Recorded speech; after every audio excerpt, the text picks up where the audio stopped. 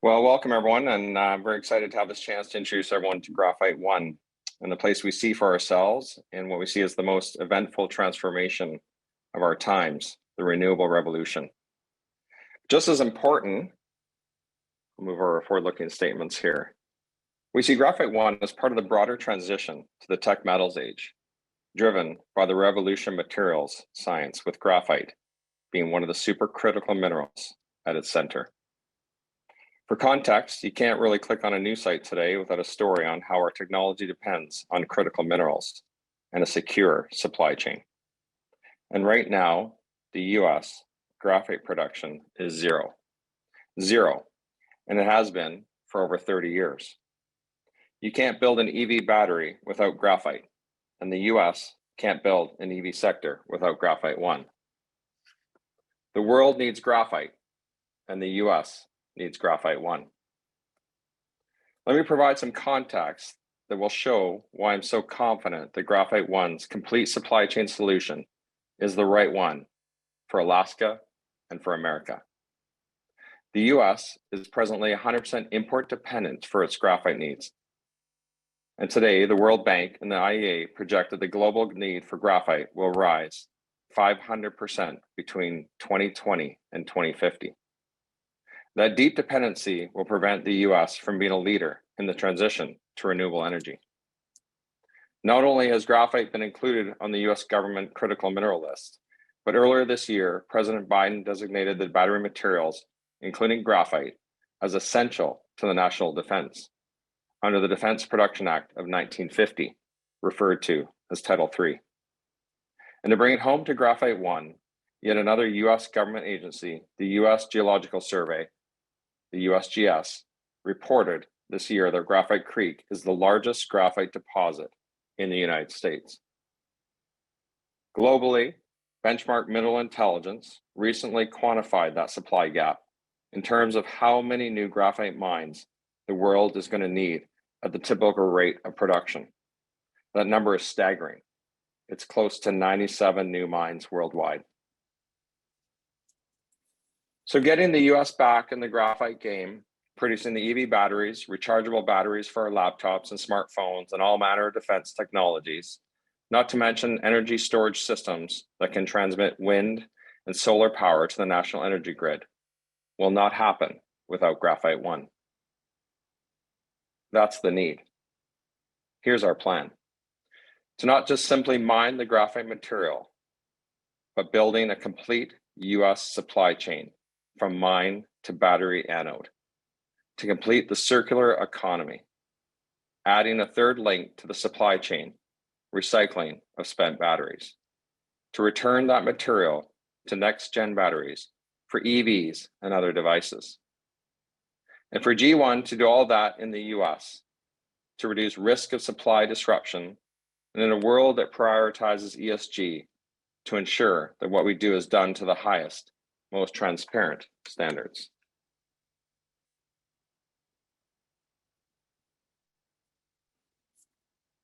Graphite Creek deposit runs along this area right here. You can see the cloud that's set perfectly right above our project. That right there is little less than 16 kilometers. And our property, and our camp that we built this last summer, it was a 65-man camp, sits right here at the base. This is my favorite slide in the deck. See, our PFS was built just on less than 1 kilometer of a 16-kilometer strike. The square box right here is where our PFS was built. And as you can see, we have a lot more to develop. The PFS had an NPV of $1.9 billion with an 8% discount rate and a 26-year mine life, an IRR of 26%. This project is gargantuous. We have an incredible management team made up of several people who have brought mines into production, with a gentleman that's worked in the anode manufacturing facilities for over 25 years. With a board of directors that come from billion-dollar companies, with advisors and partners made up of incredible mining gentlemen that have built incredible mining projects, as well as other advisors to senior political affiliates of governors and senators. Again, our NPV of 8%, sorry, our 1.9% NPV was just produced from our PFS of a 26% IRR with a 26-year mine life. And again, that is all based on less than 7% of our entire strike length.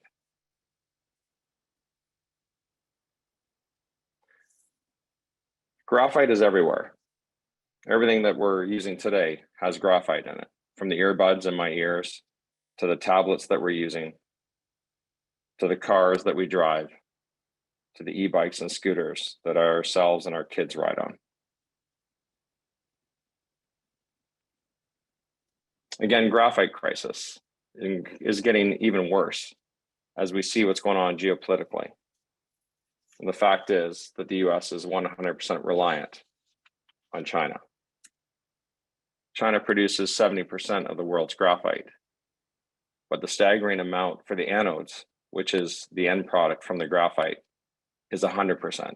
100% of our anodes come from China.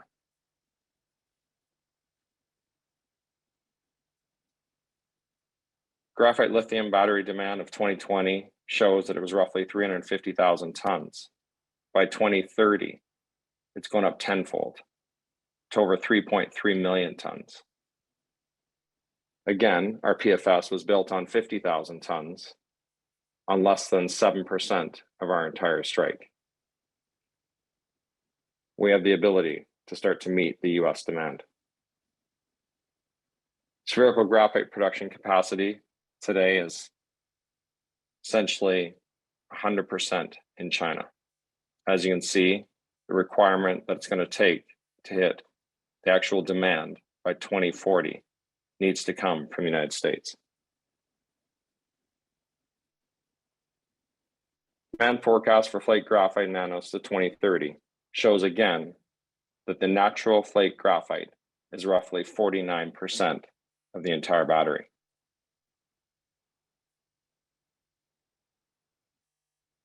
We're getting incredible US government support.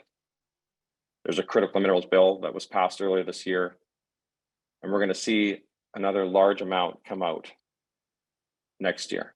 Roughly $3.2 billion will be put out in grants for companies like Graphite One.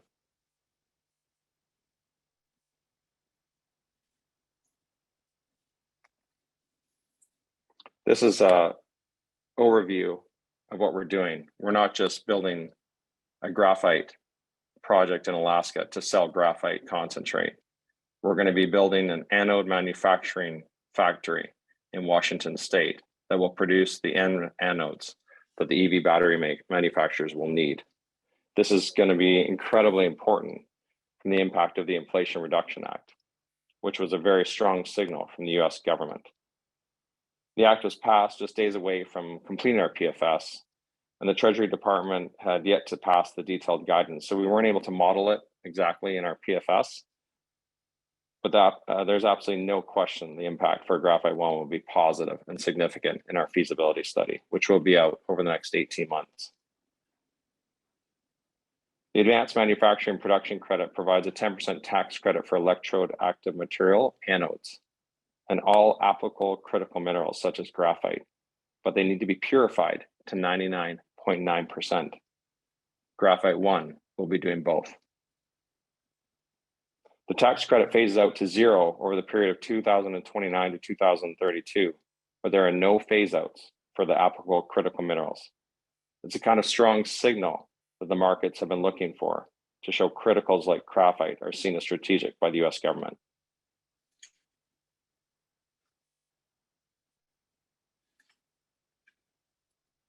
Again, our Graphite One resource is the largest graphite deposit in the United States, and our PFS was built on less than 7% of our entire resource.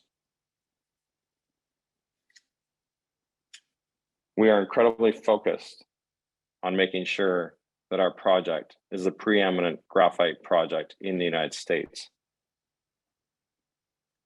As we sit 100% on Alaska state land, we're committed to complete compliance with every Alaska state and federal requirement, and we tend to make this a model project, a critical mineral project essential to the renewable energy revolution and to national security, done in the right, responsible way. And as for access, given that the Graphite Creek deposit is not situated on existing infrastructure, we will need to build an 18-mile road to access the site. We'll be looking at all options for the access road that meet community interests in making sure subsistence activities remain sustainable. In summary, the US relies 100% on China for its graphite. And graphite demand is going nowhere but up. It's a hockey stick. Our focus on our feasibility will be creating a project that is much greater than 50,000 tons per annum, because we have a project that is capable to meet the demand in the US. I think you're going to see that the United States government is going to start helping with grants under Title III next year, as well as the Department of Energy with more grants. Again, they have $3.2 billion more of grants to release next year. We have incredible support out of Alaska, from the mayors to the governors to the senators as well. And as well as to all the locals. We work very closely with the locals to make sure that we are creating the ability for them to have subsistence living, along with working beside us and with us, to make this the preeminent graphite project in the United States. Thank you for your time.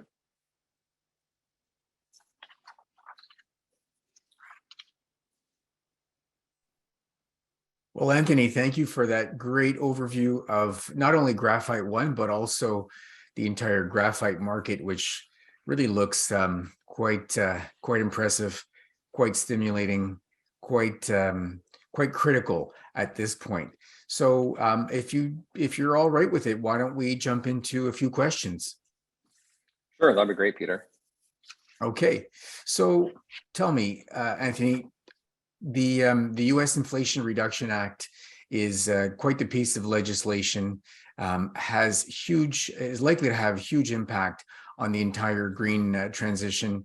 What might some of the tax incentives be in that legislation that would potentially improve the economics of your project?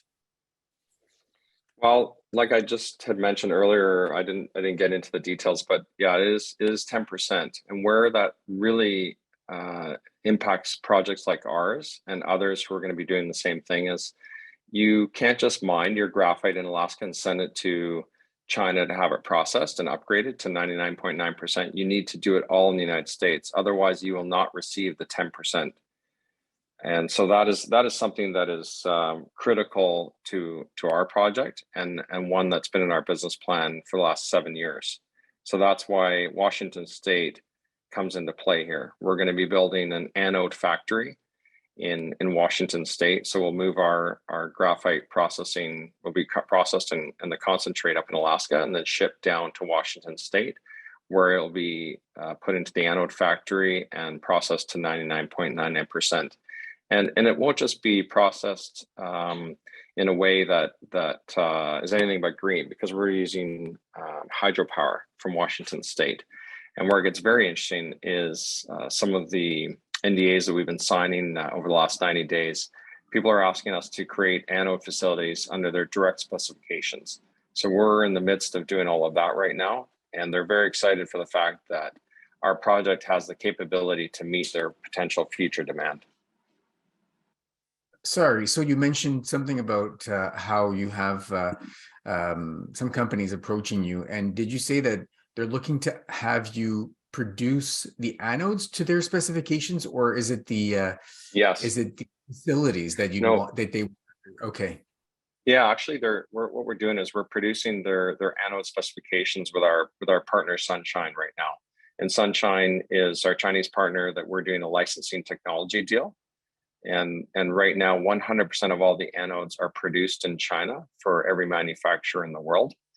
And so this partner, the gentleman that is the chairman of this company, was the chairman of Shanshan, which is the third largest anode producer in China. So that will be produced in Washington State, allowing us to meet all of the Inflationary Act demands, which is everything needs to be done in the United States, right up to the 99.9% material that is created for the EVs. Okay. Now, in the presentation, you touched on something called Title III. Can you dive into that a little bit more and tell us what it means for potential funding and permitting of the project? Sure. So Title III, again, was enacted in 1950, and that was for the, it's under Department of Defense. And so President Biden just enacted that earlier this year.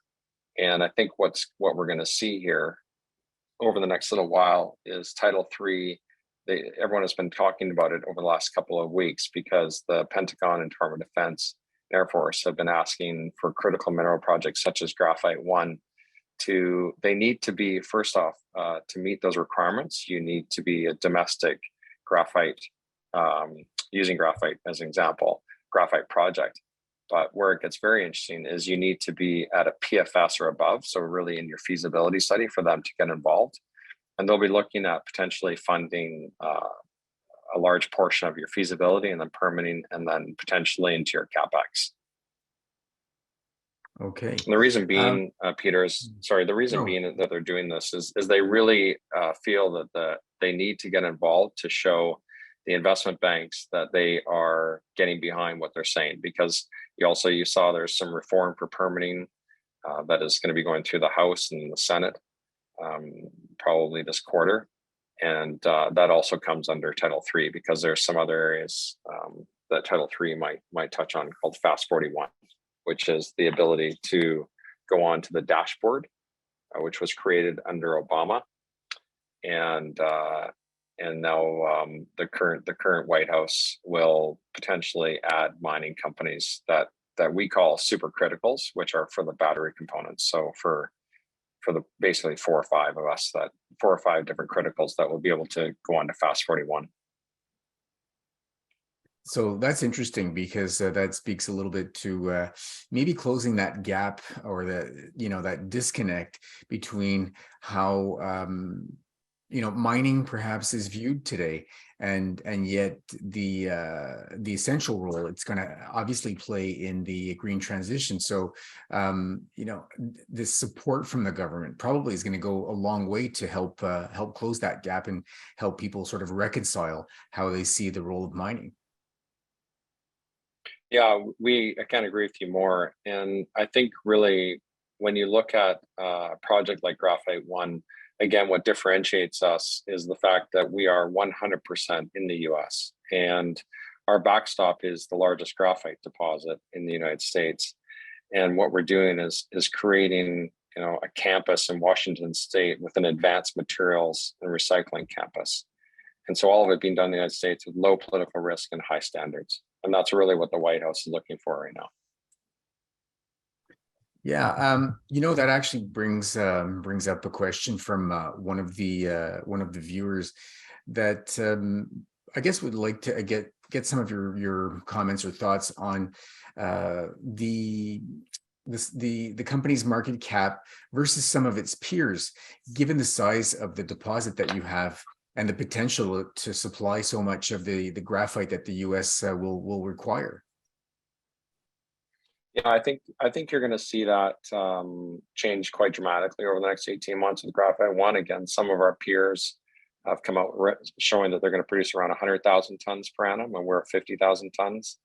But what we really wanted to do when we started our PFS 4 years ago is, the market really wasn't showing where it is today. It's changed dramatically in the last 4 years. And so I think under our feasibility study, you're going to see it being done much larger than 50,000 tons, in the multitudes of 50,000 tons. Again, Peter, you can see that, again, the 50,000 tons was based on actually less than 7% of our resource, 6.2% to be exact. Excuse me. And under that, with a full circular supply chain, which most of our peers are not doing, is creating an anode manufacturing facility with the recycling component as well. So we have a full circular chain that we're producing. And I think that our market cap is going to show that over the next 12 to 18 months, especially when Title III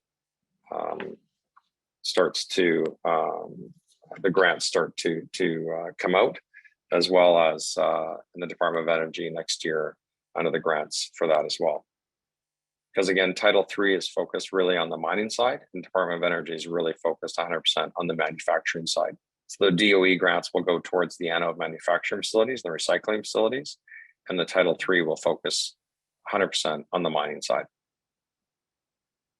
Actually, when you work on your bankable feasibility study, how do you see this growing potentially from the 50,000 tons to, some sort of, multiple of that?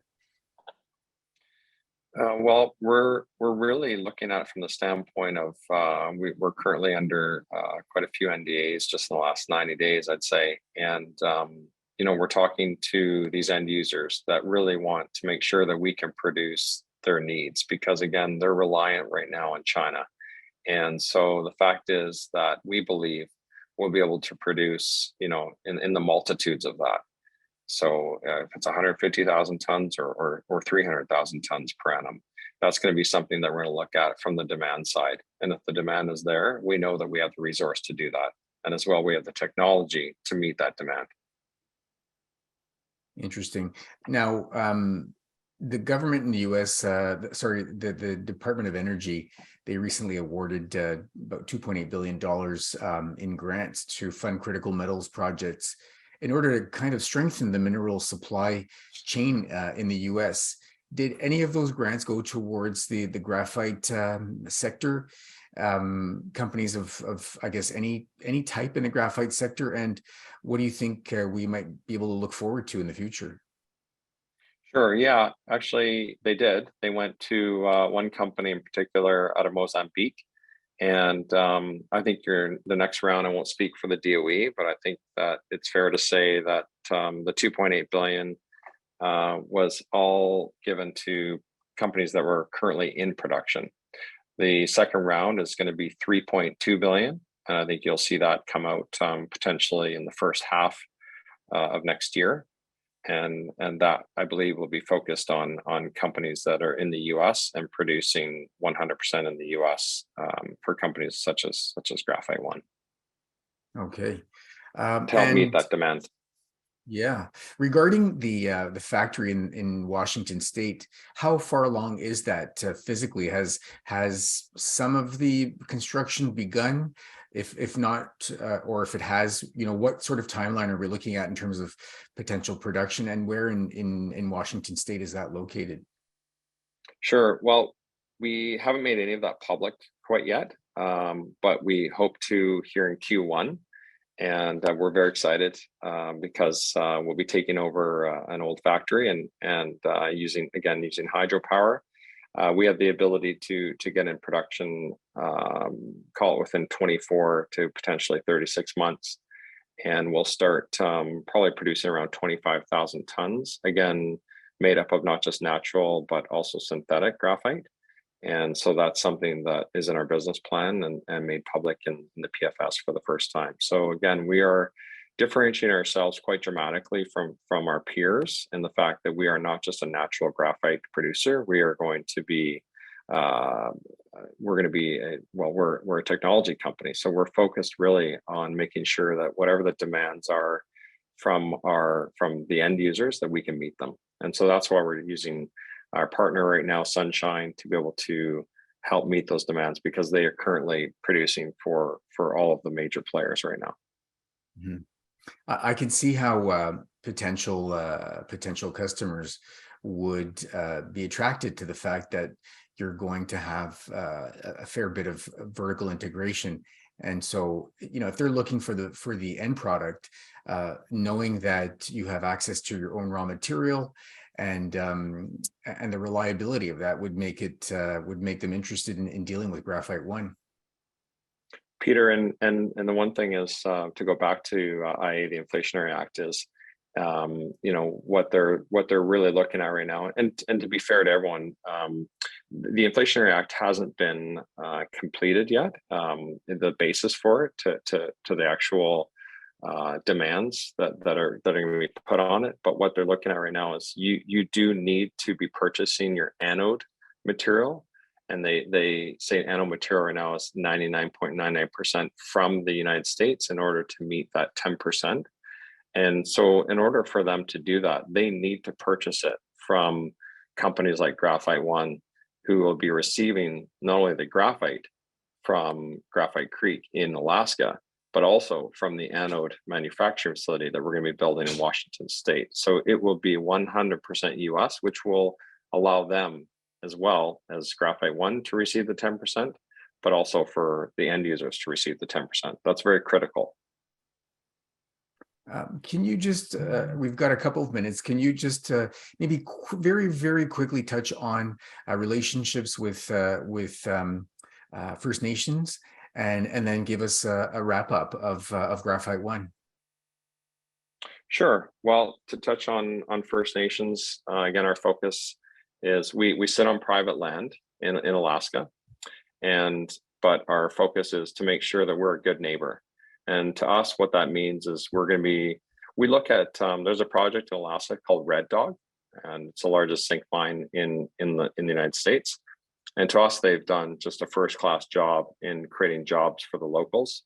And so that's what we're mirroring Graphite One after. And our focus is to build Graphite One the way that Nana built Red Dog.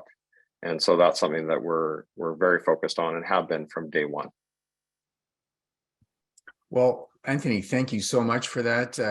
This really was an interesting take on, not just Graphite One, but also, as I say, the whole sector, and certainly an exciting area to watch for investors. Again, thanks for your time. Thank you, Peter, for your time, and thanks to everyone out there. I look forward to doing this again with you. Take care. Have a great day.